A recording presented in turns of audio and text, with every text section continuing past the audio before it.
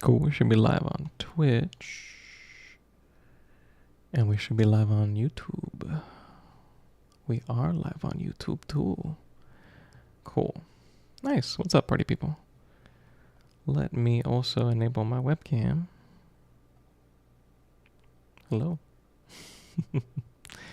I am streaming today to Twitch and YouTube. I'll probably just blacklisted myself by saying those words within the first 2 seconds, but you know, this is the first time. I have this problem where I stream on Twitch and then I can't actually bring them over to YouTube because they're more than 15 minutes, and I have a new channel and they limit you like that. It sucks dick. So I'm gonna cross stream for a little bit until that kind of fixes itself up, and then hopefully I'll just be able to bring them over from Twitch so I don't have to waste my bandwidth doing both. I don't know. But maybe there's people on YouTube right now that really want to watch it live rather than Twitch, so we will see. You let me know. I will also try to mute those. I was listening back last time and I was like, man, you can get some ASMR with this mic. It's pretty intense. So today, we're back. I don't know, a couple streams back if you remember this, but I was basically coding a mini disc customizer app where I was basically trying to take the mini disc project that I created that's rendered in Blender and really nicely, and then bring it into the web and try to make it so that people can customize it and make their own little CD art and their own little sticker and add it, and hopefully change the color of the CD or the glass casing and whatnot. So yeah, that was the goal. We threw the mini disc in last time. You can see here that this is basically a GLTF that I brought in from Blender. I can pull up Blender and you can see the 3D file here. I don't know why I'm in edit mode. Basically just merged it up. Nothing crazy. Just merged all the different components, the back, the front, the clippy thing, the sticker itself. There's a CD inside. I guess I can do that. Yeah. So merged all this stuff together into one solid mesh, exported that as a GLTF file, and then imported it here. Technically GLB, I guess, because I compressed it or something, but doesn't. It's the same thing. But today we were working on changing just the material of the glass and stuff, just some basic R3F stuff. But I say basic, and this will probably be a little challenging because I hate R3F. I'll say it. I hate it. Actually, it's one of those things where it's a curse that you need it, because I'm not going to spin up Three.js by myself and do everything and manually do stuff in React.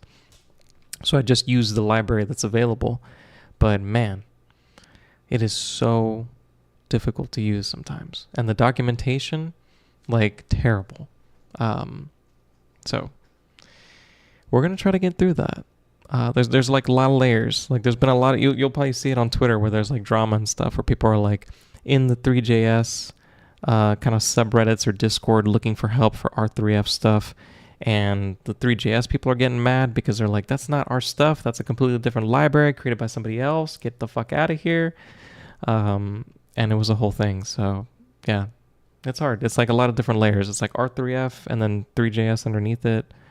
And that's plenty. That's enough abstraction that it kind of messes you up. So right now I'm basically here. Let me show you what I had set up a little bit before the stream.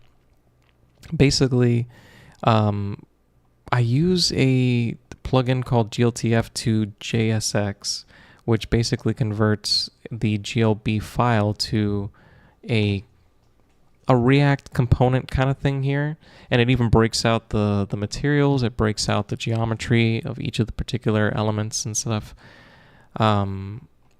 And you can see these are all the different materials applied to each one.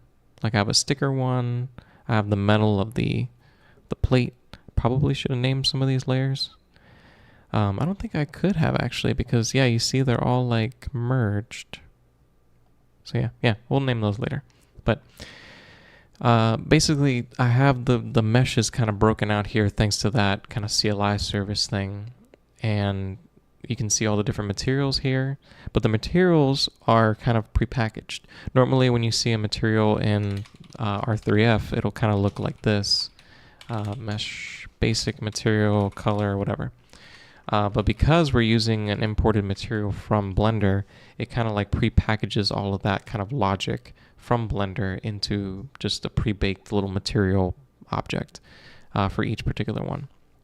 And it carries over pretty well. Like you can see that it's glass, and it brought over glass from Blender. If I were to select this and show you, you can see that I had a refraction shader set up, and then I tore all of that apart, and I basically just make it a Principled BSDF with transmission set up, so it makes it glass. And that, what do you call it? It works fine, you know? But in order to like mutate things, like I was showing you before, like if I had the material broken out, like a mesh standard material, I'd be able to use the props of it to easily mutate things like the color. But because my thing's kind of pre-baked, I have to do things like access the material on the object and mutate it from there. So that's kind of what I'm doing here. I take the first mesh and I create a React ref, which basically is just like storing the element itself into a variable so that I can access it in the DOM, if that makes sense. So like all the things that would be accessible to this if I searched it using the standard window get, what is it called? Query selector? Or you have to get like the specific thing, but you get it. Like the when I do a query selector, and I'm grabbing a specific DOM element, and I'm getting all the methods attached to it and things like that. That's what I'm kind of like tracking when I get a ref in React. So I keep track of, I'm gonna have to keep track of a lot of different meshes, but right now I'm keeping track of the bottom CD component, and I have that attached to the mesh here. And that basically gives me access to just like I said, like different properties on the mesh. So here you can see I'm accessing the material of the CD bottom, and I'm even accessing the color of that material. And if we head over here, you can see, let me save and refresh. It's undefined. Does it have to change? There you go. Has to update a little bit. But you can see it's basically an object with RGB, and I guess they need this flag to let you know it's a color or something, because what do you call it? JavaScript doesn't have the knowledge of like types and stuff, so I'm sure this is like some little backdoor thing. But this is the color of the current material, and the color of the current material is basically, I think, like white or something, like 111 almost, like kind of equal, well, kind of a gray. And our goal is to take that color that we've accessed now and mutate it. And I'm basically doing that right now. You can see this little drop-down panel. I'm utilizing a library called Leva. And it's also by, I think, the people who make R3F and this whole kind of like ecosystem. Yeah, the Pomdurus people.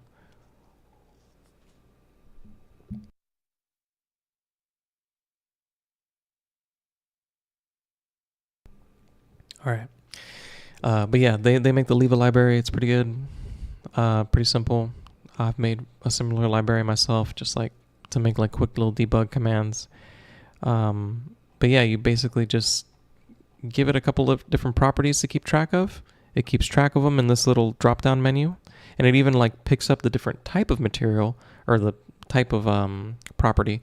So if I have like a string, or if I have a drop-down, or even a color, as you can see, I'm using like Three.js colors, it can pick up that and kind of give me the proper kind of like selector or input kind of thing going on over here. Even with like you see 3D positions like XYZ, it's pretty good for stuff like that, like literally Three.js and things of this nature. You'll see this a lot in R3F examples when you're looking through their like documentation. But that was already set up in the project. We can use a hook called use controls, which basically creates the kind of properties for us to keep track of in their data store. and I create a color property. I create just a random color. I could probably make this like blue or something, refresh, and it becomes not blue, but something else. I don't know too many hex codes. I think like CCC. I know all the grays and stuff. Those are really simple. 3333. That kind of works. Not really. It made something. Well, whatever. This is the color of the glass. Ideally here, like I said, we'll be able to change it to whatever we want, and at that point it'll be accurate. And we can take that glass color and we can ideally use it to change the material. But how do we change the material on when something changes? Ideally, we don't have to use frame. This is probably like not as performant. I could probably just use a use effect, but it's the similar concept. Basically, when this component kind of re-renders, or basically every 60 frames per second with this one, or more, we check if the material matches the same material that we're working with. So the color of the material that's on the object here, and then the color that we designate in our little drop-down menu over here. And then if those don't match up, we just set it, right? I think that should work, right? Right? Man, this is where things don't get simple. Okay, so I know it sounded like I knew what I was talking about, but you can see here, we're going to change the color, right? We're mutating the color. I've created a Three.js color, but actually if you inspect the color here, it actually isn't a Three.js color for some reason. I think that Leva is returning just like a generic just object or something. Like, I don't even know. So it's not technically a color. So if I wanted to, I needed to actually do a new 3 color again. And this time, let's do RGB, and we'll do RG.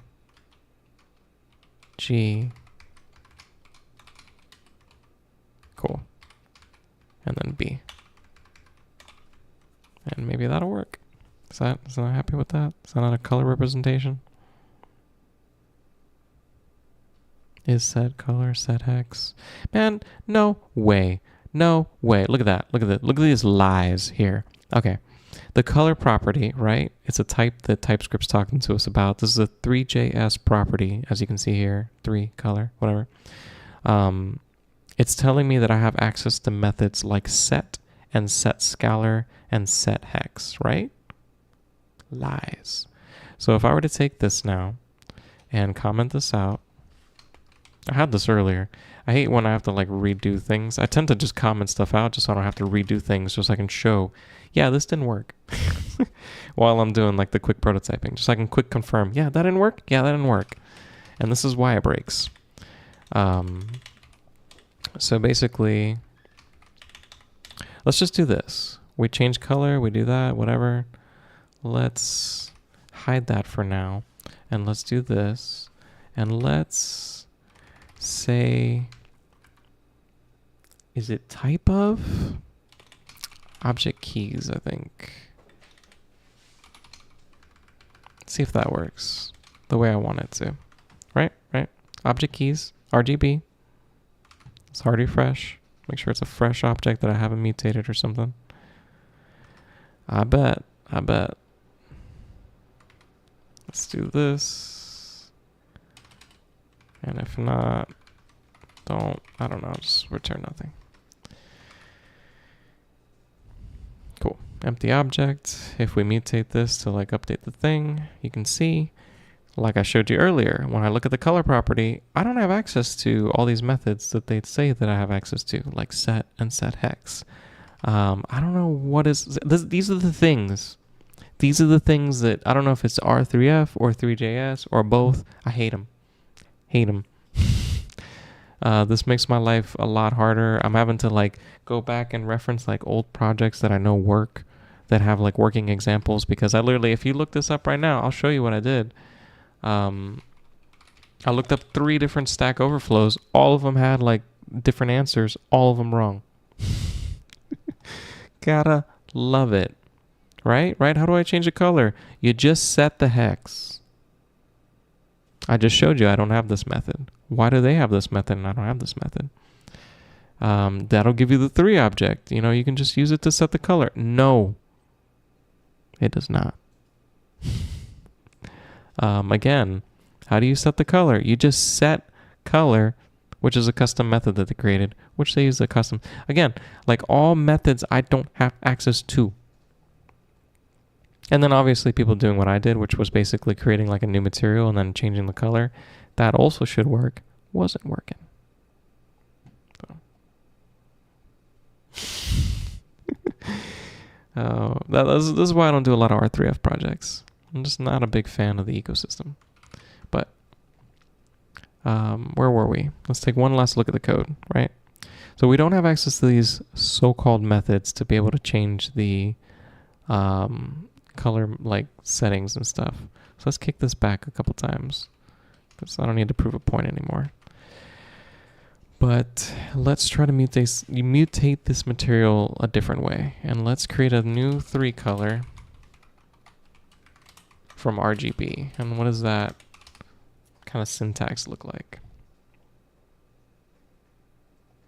I can just pass in an RGB type syntax. So that's actually not that convenient, but we'll work with it.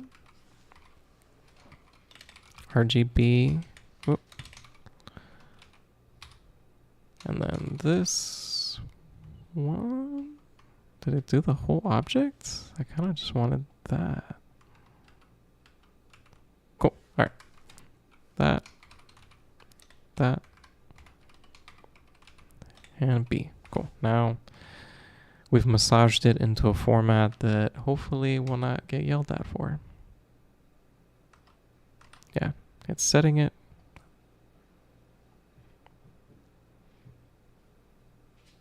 Kind of works. Now if we're looking at the Three.js thing, it's now saving a color object. You can see this is color true here, but it's not actually changing anything on the mesh. Oh, we're cooking. All right, cool. So that is not what we were looking for. Ideally, what we're looking for is the CD case bottom. So let's replace all these. And let's pull this over. CD top, CD backside, CD top blue. It's going to be one of these. I'm assuming that this is going to be the OG one. Perfect. And let's even get ahead of ourselves because I like to do that. Like I saw that one thing was working, so let's just keep going. Let's build that momentum. So if the color doesn't match up on one of them, let's just assume that all of the colors don't match up. And let us change it up. And that's kind of it. There you go. Top and bottom. Oh, let's do that too. The material does need to update. Cool. Hard refresh. Clean it up. Cool. Interesting. That was not what I was looking for. CD top blue. This is clearly not it. Plastic. That's not it. That's the little plastic piece inside. There's 2 pieces of metal. This is the back side of the CD. I don't even know, man. I feel like it just labeled like materials or something or layers. Like what? Cool. Okay, so that is the CD. And the CD top. But where's the case? I don't... Let's pick this one first. Let's just do... How is it not that? And how is it not this? Let's try one more time. I don't know. We'll label these in a second because clearly... Yeah, like why are there 2 materials for each one? That's so interesting. Yeah, look at that. Let's take a look at the Blender file real quick. So I'm here. Glass CD bottom. That's that. We have a glass CD top blue. That's also that. This should technically be giving me access to what I want here, right? I could even come here and go into vertex mode and select. Yeah, and you can see that I'm selecting the top cover when I do CD top blue. So this is the top, right? And then I go into, say, I don't know, glass CD bottom. That was also glass, like that's supposed to be the two glass pieces. And then what's CD top? Obviously that's going to be his face. Yeah, it's like the picture or whatever. Yeah, it's like UV map of the face, yes. So, man. These are the things I talk about. These are the things. I'm like, man, you know, earlier I mentioned I use this really easy library to take a GLTF and make a GSX. And, you know, it just makes everything so easy and simple. And it just made things right. It did not make things right. It made everything wrong.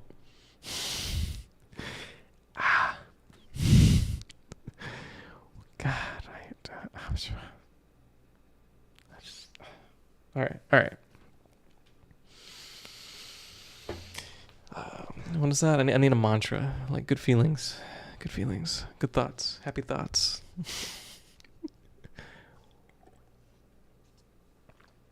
Can't stand this. Okay, so I don't know, man. Let's just throw these around because nothing is what it seems. Let's just do that. I mean, what am I going to do? Is it going to actually change the thing? Yeah. Oh, that actually works as intended. It is the sticker and the thing. Okay, cool. Good to know. How about this one? Let's do some verification because I'm just feeling crazy. Cool. That also is that. Maybe we'll find one day the mesh that actually... There it is. I'm talking all this shit and it's right here. Cool. Man, it was like hiding because it was like inline. Talking shit about libraries, talking shit about people. Cool. It's just me. It's always you. It's always just you. Never forget. No. Don't gaslight yourself. Sometimes it's you, sometimes it's them.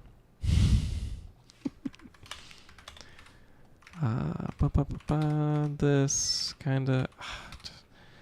Like, I like to use Control X to get rid of stuff, but then I can't get rid of it because I'm like... saving it. Cool. That is that. Let us replace all these. That. Don't actually need a secondary one. Cool. And now...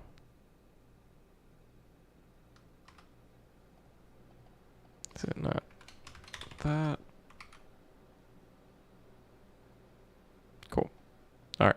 Now.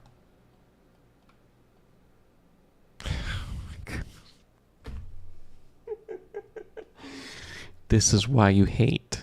This is why you never stop hating. Because you're usually right. There's a reason the hate has stirred within you. No, I don't know, but oh, man, I'm still not finding it. Cuz it's not going to be that. We've discussed this. That's that, surprisingly, in 5 different places somehow. So this is the CD top. Let's start making some sense of this. Which I feel like I shouldn't have to write that, but I will. Name, I think, is better. Yes, perfect. And this should be the CD backside. If I come over here, change it up. That is the CD backside. Cool. If I bring this over here, This should be the chromatic metal brace. Maybe? Possibly? It's the metal of the inside of the CD.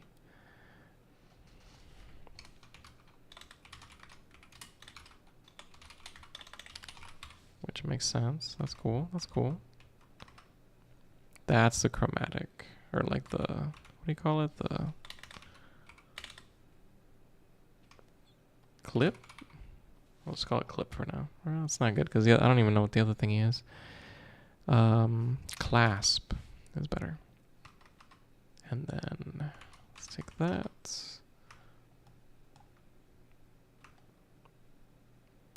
That's the plastic, so that is the clip.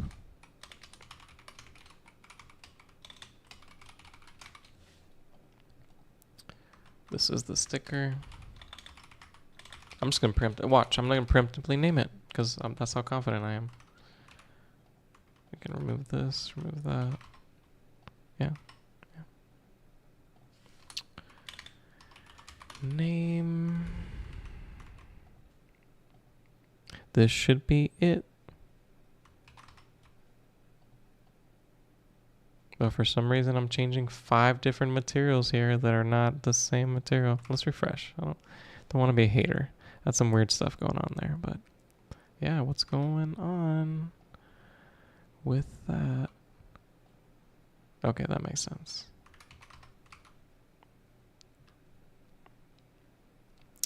But now it doesn't make sense. Yeah, like 5 things are changing that shouldn't be changing. Like we saw that this is the clip inside, and yet somehow me changing this material is altering this material. Why is that happening?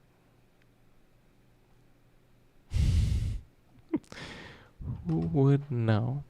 Because we've hard refreshed. Like that's not me using the same ref across multiple different objects or whatever was happening earlier. So if that's the case with that, let's just call this CD top and clip for some reason. Yeah, I know there is none in the scene, I bet. Cool. And this one is the back side of those objects. Front side of those objects, back side of those objects. This is so strange. This must be some like artifact of like GLTF exporting maybe. I wonder like me joining the meshes and throwing it off. Like what is the cause of this? Because it's hard to hate the GLTF library. Like I feel like this is what I would do. Like it's pulling all the geometry correctly. These are all different materials. Why wouldn't the materials be correct? Like the geometry has to be wrong if the materials are wrong. We'll do a test in a second to verify that. But we can say that this is the backside CD. For some reason. Right? So we know that this is the CD case. Or I'm sorry, we know that this is CD backside, CD top. So let's remove the clip and the CD for a second. And what happens when we remove those?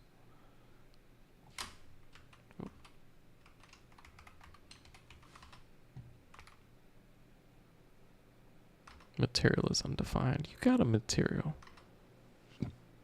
Excuse me. That does not what I expected.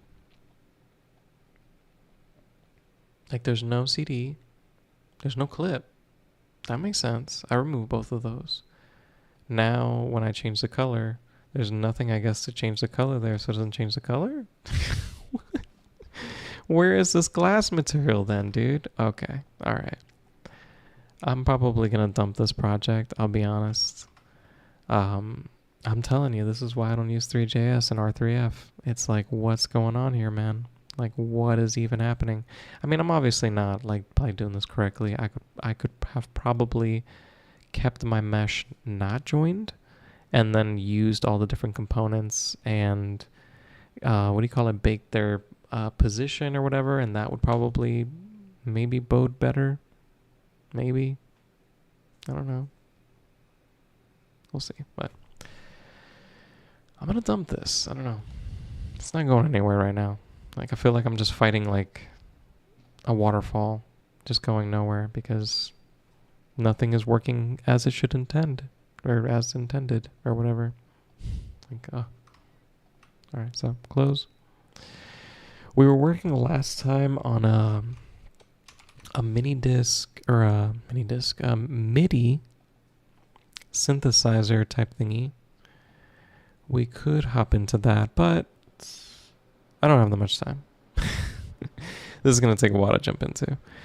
You can hear my computer just maybe spinning up right now, analyzing all the different Rust files in this project that don't exist because it's just a Tory thing. But last time, if you go back to the previous stream, you can basically see me putting together a 3D DDR game. And this is basically that. This is just me creating, like, with R3F again. Basically going and creating a note waterfall and stuff, and loading a MIDI file, and using the MIDI data to create notes on the note waterfall and things like that. So this might be something that we reapproach, but I'll be honest, after this experience with R3F, I would rather use anything else. I've been using P5JS, and it's been a blessing in comparison. It's amazing just how simple it is, the documentation, how clear it is. No complaints there. You know, it's been great. It's been a little difficult maybe to integrate it into something like React or something because there's no out-of-the-box like quick example of that. But one quick Google and you find a quick Stack Overflow of somebody solving that problem for you, and boom, you're off to the races, and you can just make so much cool stuff. And then here, you can make some really cool stuff. I don't want to knock it. I mean, my website, you can see that I have a little Pocket Station animated and stuff, but it's really frustrating to use sometimes, for sure. Maybe I'll contribute to it. But to make up the time, I'll show you what I was working on.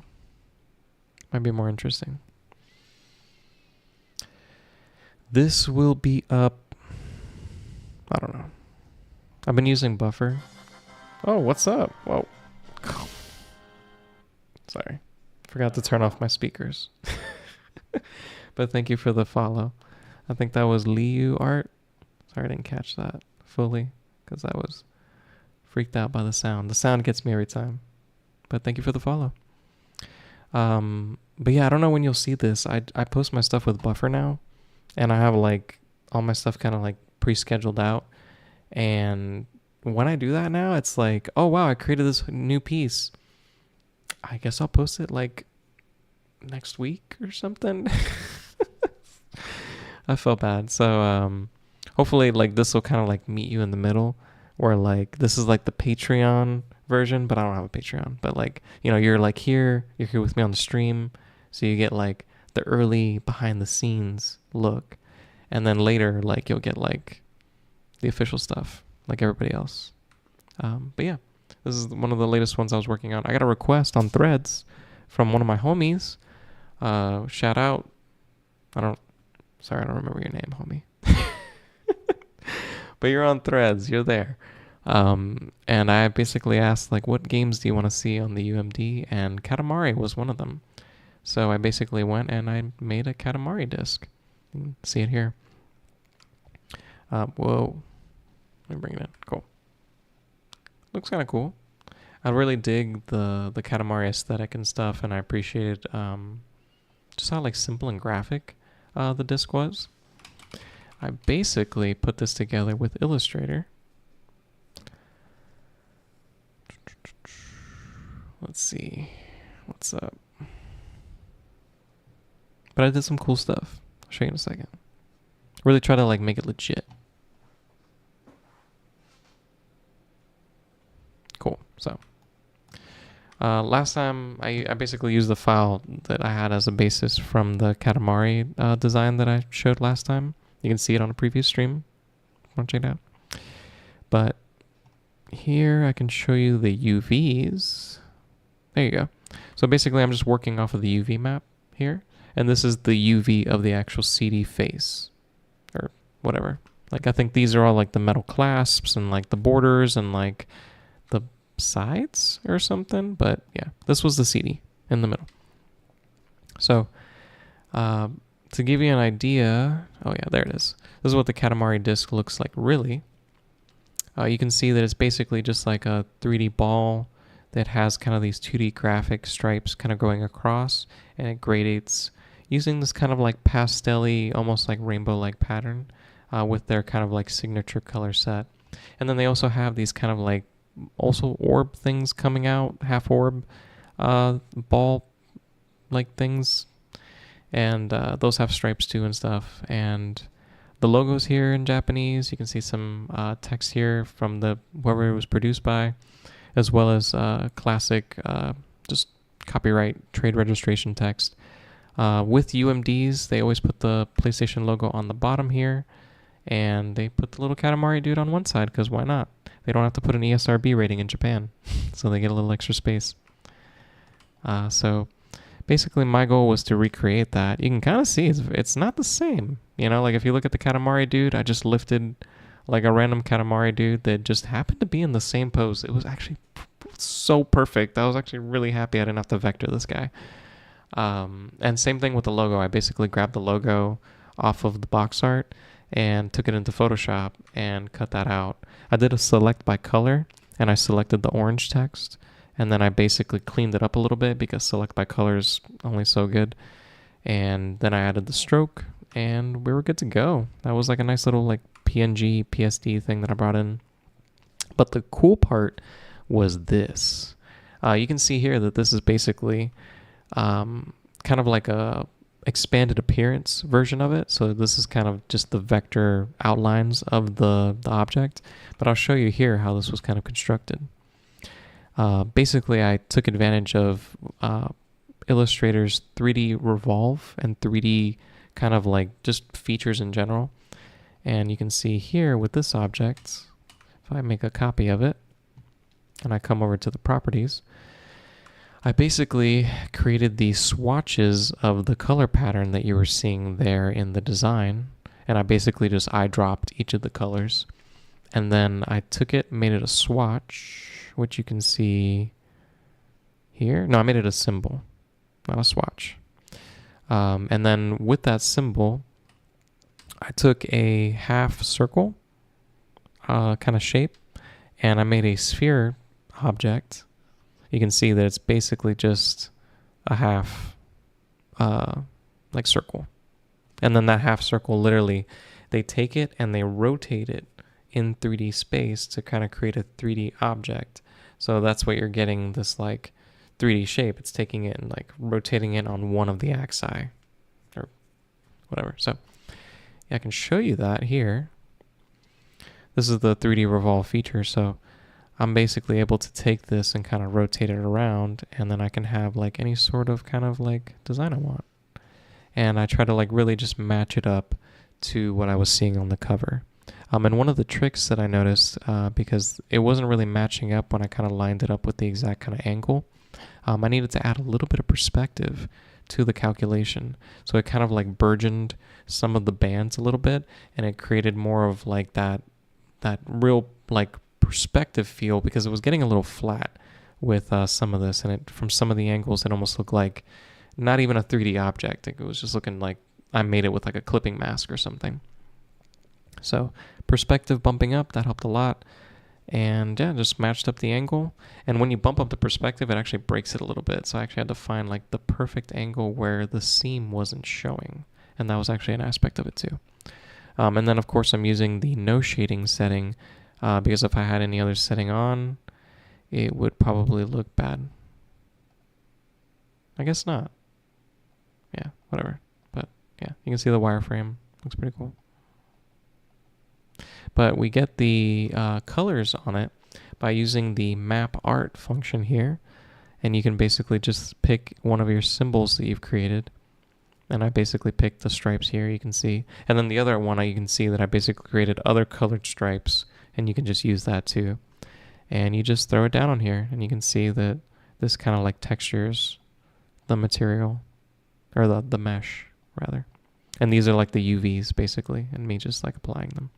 I use scale to fit because it just like, boop, made it good. But you have to make sure that the symbols are facing the correct way, because I made my symbols vertical at first, and that made it look like a beach ball. So make sure you do things correctly. But yeah, it was cool. So that was like a little dynamic thing to do. Same thing with this one. Like I made it like that. And then I basically came over here and you bet, dude. I just came and made like 90 of these dudes and positioned them in the correct way. I expanded their appearance, and then I deleted parts of the mesh so that it would look like it's like tacked onto it and not like sitting on top of it, you know? And so I wouldn't have to actually cut it out. That was actually really nice, where like I didn't want to have to like cut an exact shape of like what it would look cutting into it. I was able to just remove some bands and you kind of get that like effect for free. So that was cool. You can see these are all just different little things that I manually kind of like positioned to really look the right way. And then I expanded all of it, and I changed some of the colors to brighten them up a little bit, because when I was color picking, this is a really muted eBay photo, so I tried to really bump up the saturation a little bit.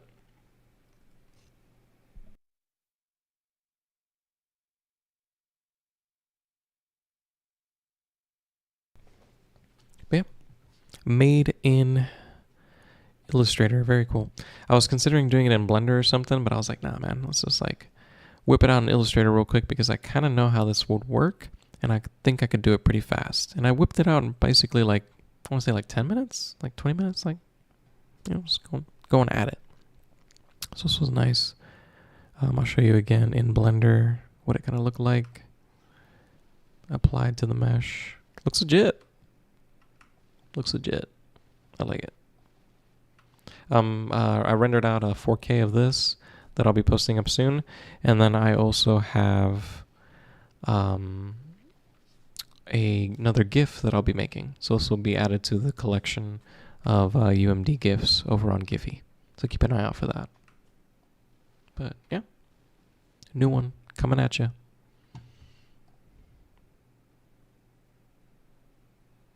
And then let's check this one out. Was it? I think this one will be good.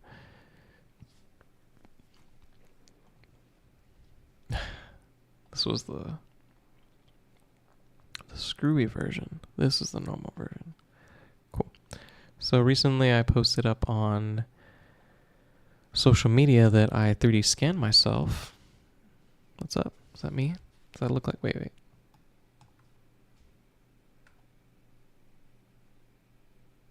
Need to put like a microphone there, but that's me. And I basically used a couple different apps. I used the Kiri Engine app. I used the Polycam app, and both of those I've used them in the past to scan smaller objects, and I've had some good success. I basically went and I scanned the DualSense that I have, and I was able to use that mesh for a couple different things. Like I've used it for like blog posts. I've used it for just stuff. Like it's been like a decent mesh, surprisingly. Like the look of it and like the feel of it or whatever. Like it just looks good. But then we tried to use both of those apps to scan me, my partner and I, her scanning me, going around, and they didn't work.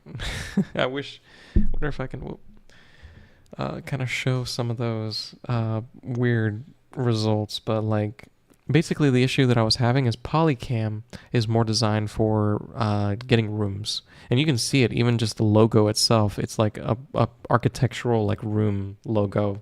Like it's not meant to scan individual objects, it seems like. So nope. You can see here, maybe. Wonder how that would work.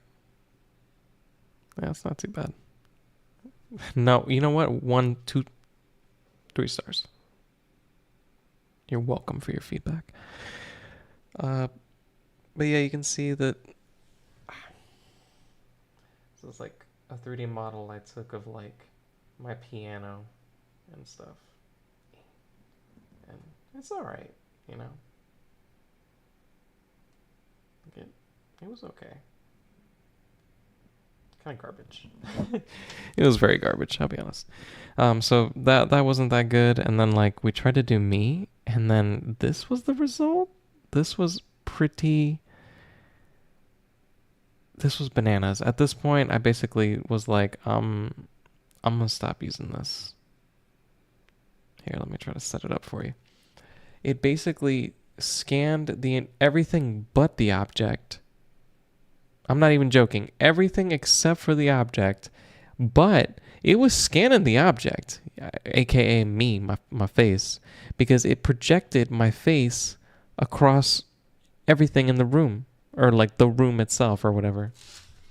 Because that's what I need. I need an architectural representation of like that space with me projected on it. So that was pretty garbage-o. In Curie Engine, I didn't even get any results. I would do a scan, and it was like a long process having to do like 1 scan, 2 scan, 3 scan each time. And it kept crashing, kind of like halfway through the processing of the scan. So ended up using this other app that I haven't actually used too much. It's called Scaniverse.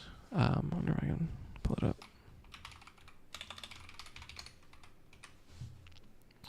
And this one I had like a lot more success with. And I was basically able to do like 1 or 2 scans, and each one was like exactly what I needed. Like it nailed it. It was like perfect. And it required, I think, less effort than Curie Engine and the other ones, where, like I said, Curie Engine, I was literally having to do 3 different passes. And with this one, I think it was 1 pass, maybe 2. And it was getting great results. Like you basically were able to, instead of just doing 1 solid pass and like 1 pass, it was able to like go up and down as you were going across. So it kind of saved you time during the capture process. It was good. Highly recommend checking it out. But maybe I won't next time. I don't know. These apps are so flaky. It's, as you saw, like I was suggesting Curie Engine just a couple weeks ago, and then it like completely failed on me. So I don't know. It's hard. But these are super impressive apps that are utilizing the new like LiDAR technology and stuff, so it's hard to hate. But used that, got this, which is basically like a 3D scan of like my face. I think it got warped a little bit. That's really funny. I think I accidentally stretched it. Yeah, you can see. Oops. There you go. That's funny. But yeah, I basically like scanned myself, brought it in. It basically gives you a model that looks exactly like this. I haven't touched it at all. Even with these kind of like really cool, kind of like low poly accents going on here. And my really weird looking hair.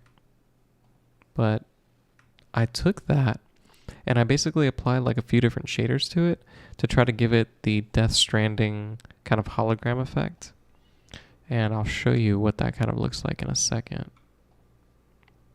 But before I do, did I save the OG version? Let me maybe show you that first.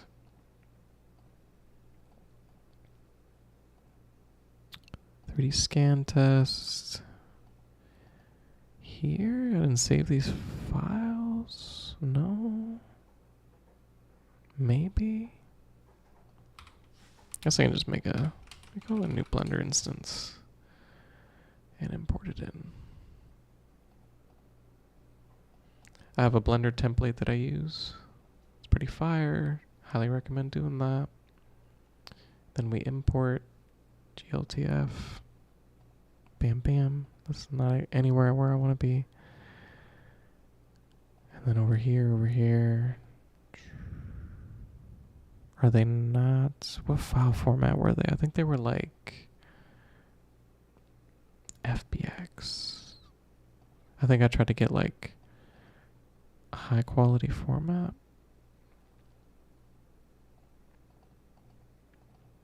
God, what were they?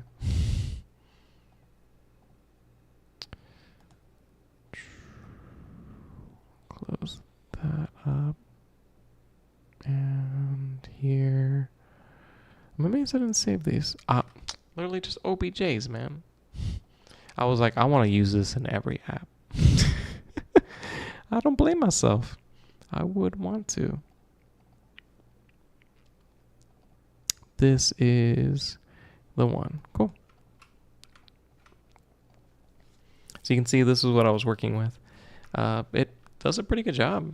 It was able to capture like my t-shirt. I was joking with my partner. I was like, man, if we would have scanned like my whole t-shirt, I could have like lifted this texture and I could have like sold a t-shirt on like like one of those like printable websites or whatever, because I was amazed by the fidelity it was getting off of the t-shirt. I mean, some of it looks a little AI generated because it's like clipping itself a little bit or trying to like combine images here. But like, whoa. Wow. Very impressive. Same with the face. Like, it really like captured like a good amount of detail and stuff. I was actually very impressed. The only thing that I made the mistake of was I kept my glasses on. And if you're ever scanning yourself, I highly recommend just removing those, because it does not know what to do with those unless it's a really good 3D scanner. Because you can see here, it did do a good job of capturing it on one side, but then on the other side, it kind of just put it in my face and in my eye. So, yeah. Would probably be easier just to like scan the glasses separate and then put them into the mesh. It probably wouldn't look the exact same, but it would just probably work better. So, little things, but looks pretty good.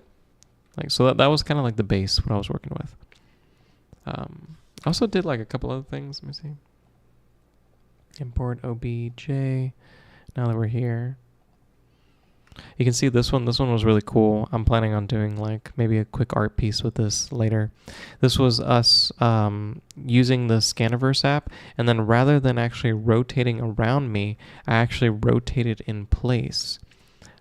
So it was an interesting result where I'm assuming what happens is the LiDAR data actually requires positional data around the user. So it was going and it was basically like you're standing in one place and it's flashing the LiDAR at my face. So it's capturing like this layer. And then as I'm turning, my face is actually going backwards in space a little bit because I'm just like not perfectly like aligned with myself. So it was actually capturing these kind of like fragments of my face as it was like scanning the turns and stuff. So you're getting this kind of cool result where it looks like I'm just like some weird boss enemy in like a video game or something. It was pretty interesting. So that'll be like something I mess with like geometry nodes or something. Like make some like face popping animation or some shit. That'll be cool. And then the last one, OBJ. Sorry, it's like so hard to like see the word. This was me trying to basically scan my hand, and I was basically trying to. My goal is to scan my hand and then rig it so that I have like my own hand as like a rig, so it can be like something creepy or something. I don't know, but do some like Halloween stuff where it like crawls across the like stream or something. But that didn't work too well. That posed a little difficult. Just the whole process of like 3D scanning your like arm or something, you would kind of want it, I'm assuming, more flattened out, because I was doing this thing where I was holding it up because I assumed that it would help the 3D scanning being like more upright or something. But I think it would actually have been better if I held my hand out and it was straight, and then we could have rotated around it the other way. Maybe it would have been a little less accurate or something, or would have been maybe warped it something. But me holding my hand up made it incredibly difficult for the person scanning to reach around some parts of my body. So that was actually inhibiting. You can see like this basically entire portion of the scan, it was just not getting the data that it needed. So if you wanted to scan like a limb or something, definitely want to like extend it out and maybe even lay down or something and then have the arm up. And I will tell you, do some stretches. My shoulder was working. This is not something to do after arm day and shoulder day. I'll tell you that right now, because like, I don't know if anybody does bodybuilding or anything like that, or even just works out and does yoga, but test your range of motion with like your arm and see if like you can keep your arm like fully upright. It's actually kind of hard, especially if you do a lot of working out, because as you build muscle in your shoulder and your biceps and all this area, it gets tighter and it actually restricts your motion. And usually if you're not doing yoga or some sort of like stretching to alleviate that, you get limited motion. Especially when you're salty after some Saturday food maybe. So that was tough holding that up. I probably had to hold it up for like, I want to say like 5-7 minutes or something, and you feel every second. And trying to keep it still. Yeah. That was that. So, 3D scanning, we'll probably approach that another time. It's interesting. Oh, and then I love the texture mapping that it does. It's like bananas. Like, what is it? The guy she told you not to worry about or whatever, who does texturing. Cause whoa, this is something else. This isn't perfect. It should honestly be filled out so that it would be fully, like to resolution or whatever. But it's funny to see. So that cool. So that was the base, right? So how do we get to here? It's not that much, but it is a little bit. Let's break it down step by step. Basically, I started with this kind of like image here to kind of go off of. And I had a couple other reference images. And I was basically color picking off of this. And you can see in this color ramp, I'm literally just grabbing like colors from these images. So highly recommend getting some good reference images. But yeah, you see here, this is the crazy UV map or whatever with all my textures on it. I basically feed that into the factor of a color ramp, and that gives you kind of like a black and white color photo effect. So that was like that, like boom, right out of the bat. If I remove that, you can see that that's just normal color. Now it's blue. So cool.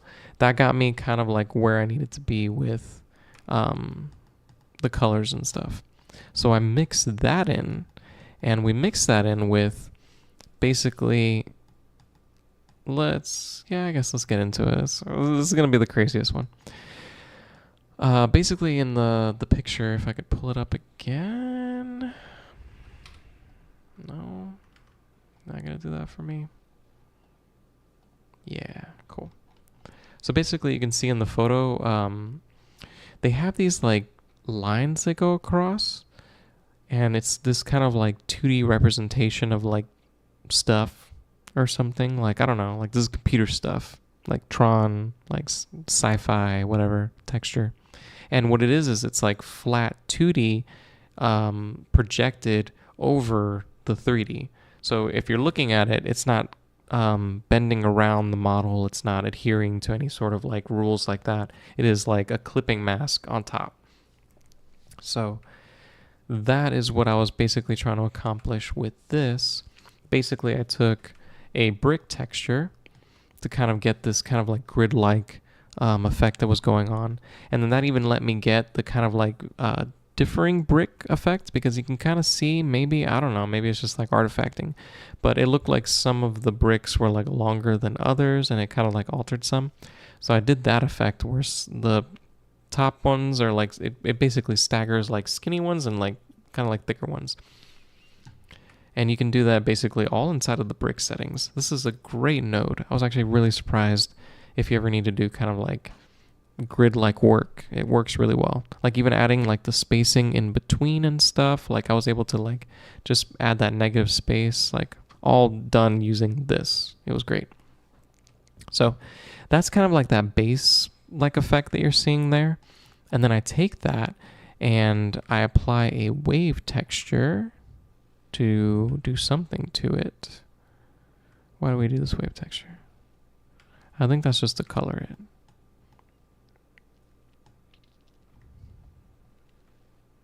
Ah, that's to mask it. Okay. So yeah, I use this, and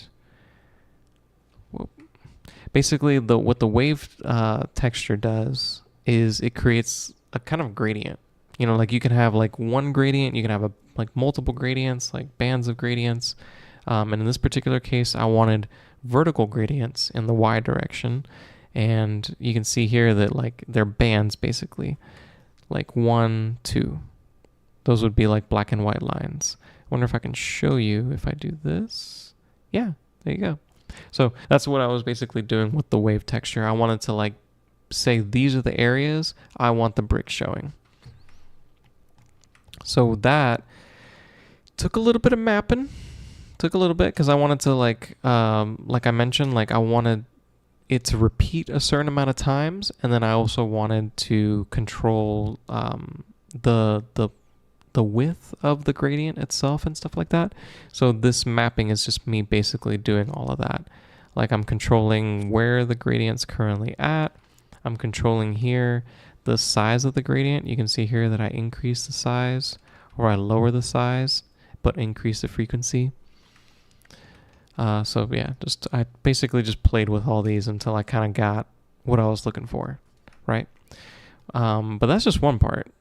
So if I undo that, I take another wave texture, and this one basically says the same kind of thing, but I combine it with the other one so that I only have 2 stripes instead of however many you were seeing there, like 4 or 6 or whatever, like more. So by combining these 2 or subtracting them from each other, I was able to basically just have 2 gradient lines here. So that worked really well. Bring those in, and I mix them based off of that factor. Like I said, I'm using this as a mask, so I bring it in and I mix it with that. You can see here if I remove it, I have multiple like lines on me and stuff.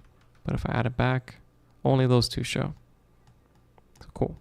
Those are the lines. And then the bottom, it like fades out like a ghost, like I'm Casper or something. So that was just a really simple gradient texture. I can show you here. But basically you just use a gradient texture and then you position it in the correct place to just create a mask for yourself. And then I use that mask to apply to the alpha. And then I even tweak it a little bit. So I make sure that like the density of the gradient is correct, because the gradient texture just does a linear gradient and I want to be able to kind of like offset and ease it in a different way. So I use a color ramp to kind of control that. And then, so that's the color, that is the lines that you see, and that is the fade. So we're still missing the glow outline effect. So this one, I basically kind of lifted off, like looking up like what is an outline shader in Blender. And this was kind of like a common technique that people were utilizing, where you basically take a principled BSDF that's doing whatever you need to do, and then you mix that with an emission shader. And the emission shader basically like sits on the outside of the shape, and it creates the kind of glow that you're looking for to create the outline effect. So for me, bam, where is it? Like I said, we mix in the shader here.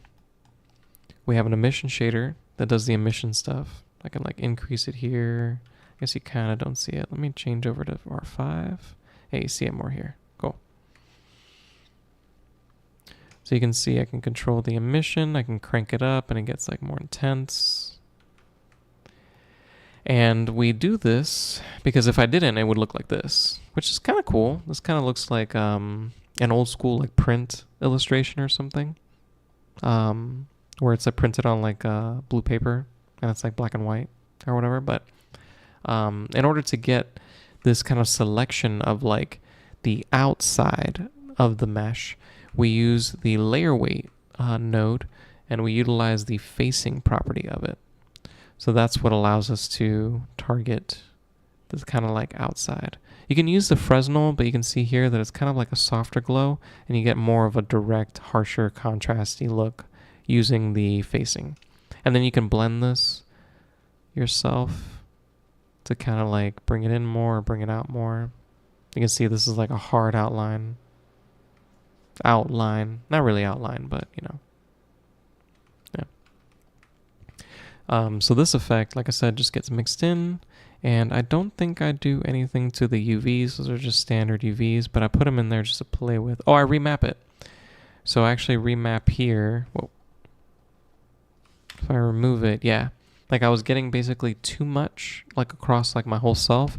So I basically inverted the values, and that allowed me to basically do it in the areas it wasn't doing it, which was much less, which was nice. And that's the material. That's all, folks. Not too wild. Like I said, I didn't say, but if I would have spent more time, I would have like really refined this kind of like 2D effects. Basically all the kind of like VFX that were going on, I really wanted to alter.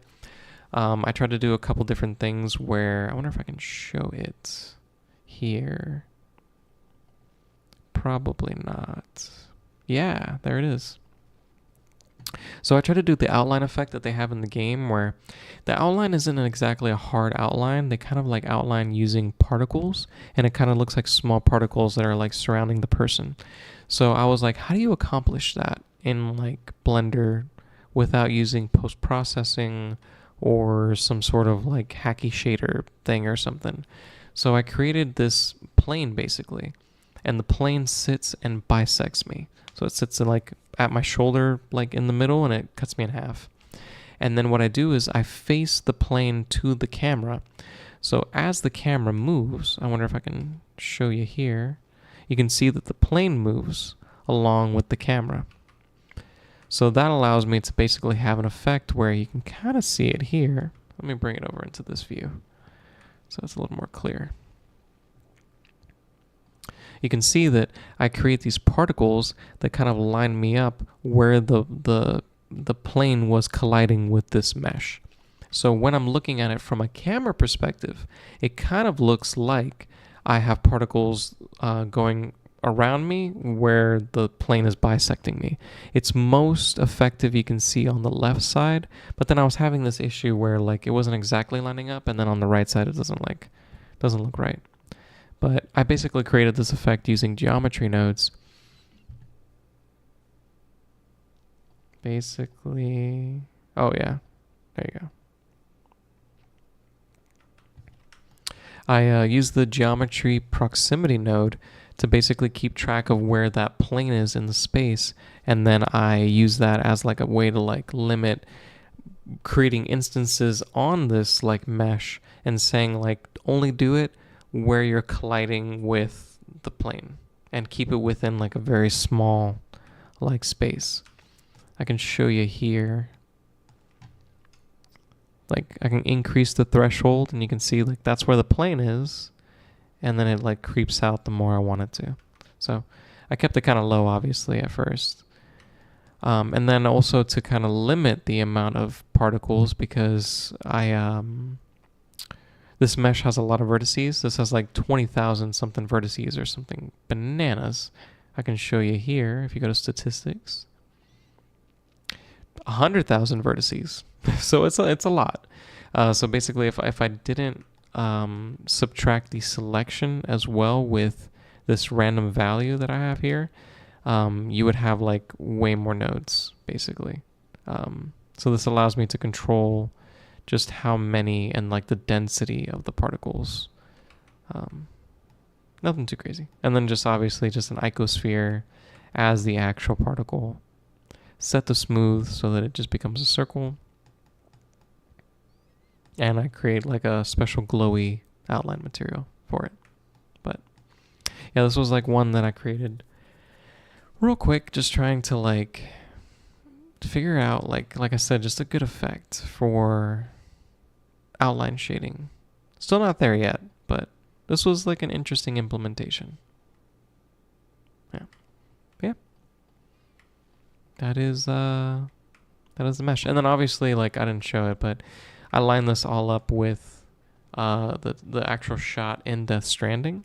I basically did that by just creating an image in the scene with the texture of the game. I had to Photoshop out the dude who was there. Or actually I had to go to a video, play it until the point where the hologram plays, and then just wait till it was like right about to load and stop there. So I didn't have to Photoshop anything out actually. And then I just superimposed myself right on top. And I basically tried to figure out like what just looked right. You know, I was like, let me turn myself the right direction. Let me make sure that my torso is aligned with the kind of like shape on the bottom, and make sure that my head's kind of like touching the top, because I think in the photo or like in the game, that's where they kind of like meet the head. But I think technically it should be further back in the space a little bit. It looks a little forward versus the thing itself. But yeah, quick, simple meme. If you ever want to make a meme, there you go. 3D scan yourself and spend like 30 minutes doing this more. But yeah, appreciate everybody tuning in today. Mini disc. Don't talk to me about 3D on the web for a little bit, but we'll definitely be doing some more creative stuff on Wednesday, and on Thursday, I'll be streaming again. Same time, same bad place, 4 to 5. Sometimes a little past that. And this Thursday, we'll either be doing some more Fortnite. I don't know, maybe just a random emulated game. I basically have this issue. I described it last time. I'll say it until I fix it. I basically bought a 4K capture card, and I don't have a 4K monitor. So now when I feed the Switch and the PS5 through the 4K capture card, it forces a 4K output, and I put that into my monitor, and it doesn't work. So I literally have to buy a 4K monitor now. I don't know when that's going to happen. I don't know. Maybe I'll just flick the Switch one day. But, for now, we're working with what we got. So it'll be a little Fortnite, maybe some Starfield. I've been doing a lot of Forza. I bought basically all the DLCs for Forza Motorsport, or Forza Horizon rather. So I have the Lego one. I have just everything. And I've been trying to get through all the DLC and just play the game. So that's always a good opportunity just to get some good racing time in. But yeah, I'll see you guys next time. Same bad time, same bad stream or something. Take care, party people.